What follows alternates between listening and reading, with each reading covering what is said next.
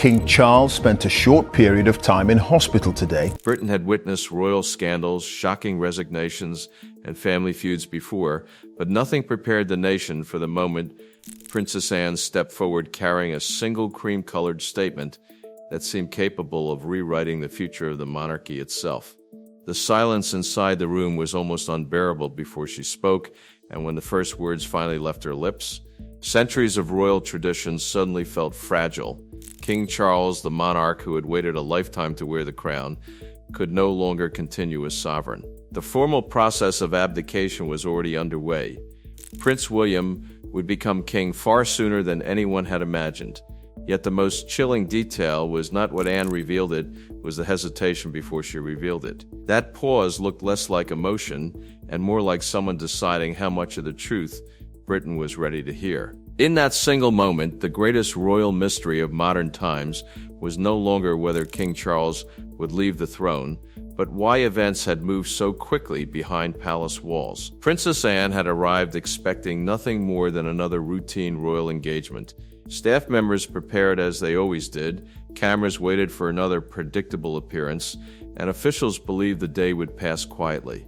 Everything changed the instant Anne unfolded the cream-colored document and tightened her grip around the lectern. Before speaking, her eyes drifted toward the empty chair reserved for King Charles. That empty seat immediately became the most important object in the room because it silently confirmed what nobody wanted to believe. Britain was not simply missing its monarch. Britain was about to hear that its king had already decided his own reign could not continue.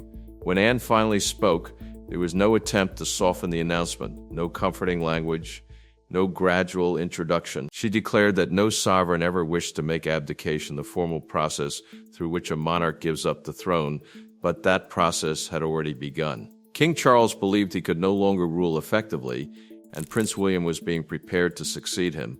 Those words landed like an earthquake inside Buckingham Palace and across the United Kingdom. Anne's voice remained composed, but those watching closely noticed something else. Every sentence sounded as though it carried not only constitutional authority, but also personal heartbreak. She was not simply delivering national news, she was announcing the collapse of her own brother's reign. As Anne continued reading, another mystery quietly unfolded in plain sight. Palace insiders later realized she was carrying more than one document. Beneath the public statement rested a second sheet, sealed carefully inside an envelope that she never opened. Throughout the announcement, her hand remained firmly over it, almost protectively. That unseen page instantly became the greatest unanswered question surrounding the entire crisis. According to those closest to the palace, it contained the private reason King Charles believed he could no longer continue as monarch. Anne knew what Britain did not. She chose not to reveal it. Instead, she kept the envelope closed while millions were left searching for answers. Meanwhile, inside another part of the palace, Prince William received news that transformed his own future forever. The warning reached him only minutes before Anne spoke publicly.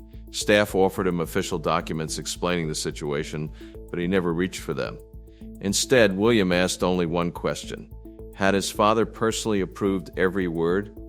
When officials confirmed that King Charles himself had authorized the statement, William stood completely motionless.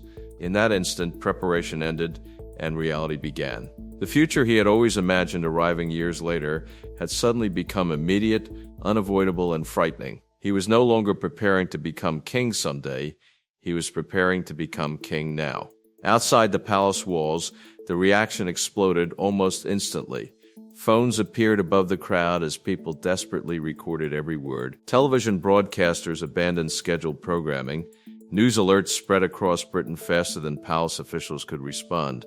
Charles' abdication raced across television screens, newspapers, radio stations, and social media before Princess Anne had even finished speaking.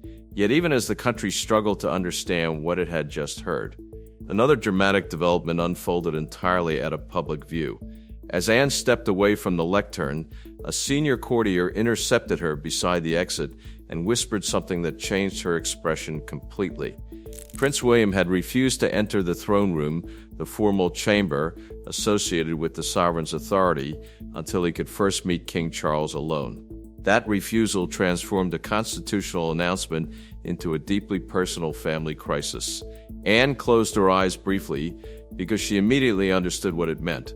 The monarchy was facing two battles simultaneously. Britain now questioned the future of the crown, while inside the palace a father and son prepared for what could become the most painful confrontation of their lives. The struggle was no longer simply about succession. It was about trust, secrecy, and whether the family could survive the truth that had finally begun emerging. Behind every royal title stood three people carrying impossible burdens. King Charles was not merely a sovereign considering abdication. He was a father preparing to surrender the purpose he had spent decades waiting to fulfill. Prince William was not simply the heir to the throne. He was a husband and father suddenly watching the ordinary life he still shared with Catherine and their children disappear before his eyes. Princess Anne stood trapped between them, chosen not because the task would be easy, but because everyone believed only she possessed enough loyalty and strength to deliver a truth capable of breaking both men. While Britain debated the announcement, King Charles remained alone with the abdication draft spread across his desk. The formal legal definition described abdication as surrendering the throne, but to Charles the document represented something much more devastating. It threatened to erase the identity he had spent an entire lifetime building. He removed his glasses, pressed his fingers against tired eyes, and stared at the signature line without touching it. Decades of waiting, sacrifice, criticism, preparation, and expectation now rested beneath a single unsigned space. One signature could end a reign that had barely begun. Prince William found no comfort in the news. He had trained for kingship since childhood, but training had never prepared him for becoming king while watching his father's world collapse. Catherine noticed him repeatedly straightening his cuffs before their meeting with Charles, recognizing the nervous habit he always displayed whenever fear threatened to surface.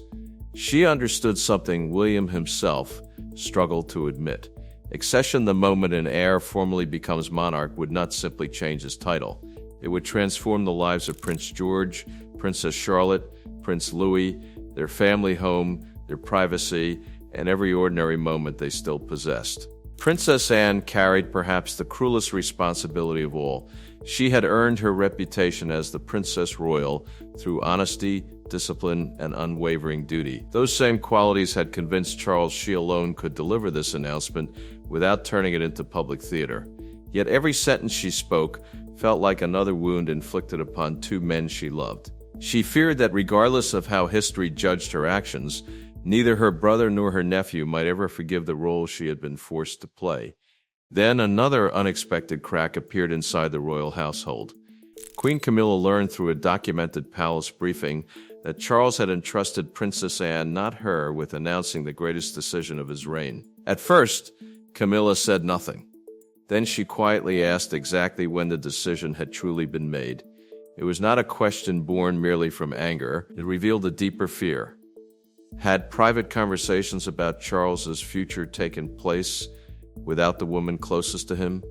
Had others known long before she did? And if so, what else was still being hidden? William soon discovered part of that answer himself.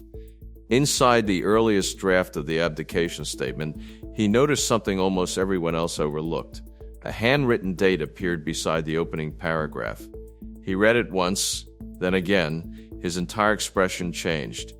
Catherine immediately realized the date connected to a royal ceremony everyone remembered for its grandeur, but almost nobody recognized as the true beginning of King Charles's downfall. Whatever had happened that day had remained buried inside palace walls until now. And the closer William looked, the more it became clear that the monarchy had started breaking apart weeks before Princess Anne ever stepped behind that lectern. The handwritten date pulled William's attention away from every other line on the page because he recognized it immediately. It pointed back to the Commonwealth Unity Service, a ceremony remembered by the public as a flawless display of confidence, continuity, and royal stability. But hidden behind the applause was a completely different story. That date was not simply a reference, it was a confession. Weeks before Princess Anne stunned Britain with her announcement, King Charles had already begun preparing to surrender the throne. Suddenly, what looked like a shocking royal decision became something far more unsettling, a carefully concealed plan born from a moment the palace had desperately tried to keep hidden. On the day of the Commonwealth Unity Service, King Charles had insisted on attending despite repeated warnings that the demanding schedule could push him beyond his limits.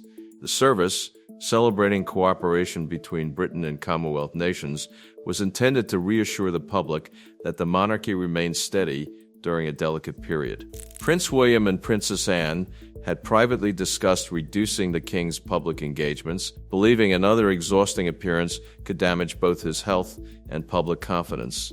But Charles interpreted their concern differently. Instead of seeing protection, he saw preparation.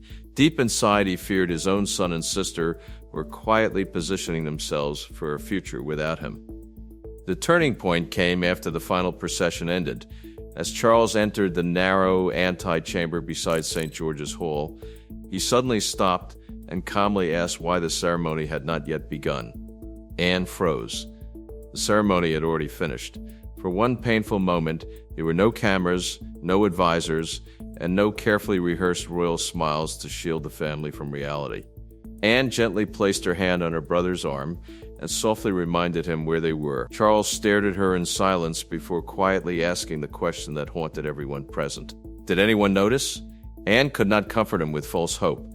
She admitted several people had witnessed the hesitation, even if they did not understand what had caused it. Those few honest words cut deeper than any public criticism ever could. Seconds later, William entered the antechamber and found his father gripping a table with both hands as though trying to steady more than his balance. Instinctively, the prince moved toward him, but Charles sharply ordered, "Do not touch me." William stopped immediately, wounded by the rejection, while Charles turned away, ashamed that his son had witnessed a moment he desperately wanted to hide. Later that evening, a senior physician delivered a documented medical briefing warning that continued strain could trigger further unpredictable public episodes. The doctor stopped short of recommending immediate abdication, but the message was unmistakable. Another incident could raise constitutional questions about whether the king could continue fulfilling the official duties of the sovereign. Charles listened without arguing. His silence frightened Anne more than anger ever could, because for the first time she realized her brother had already begun accepting a future he had spent his entire life refusing to imagine. That same evening, he summoned his private secretary and dictated the opening line of the abdication statement, ordering the page to be dated with the very day the Commonwealth Unity Service had quietly become the beginning of the end.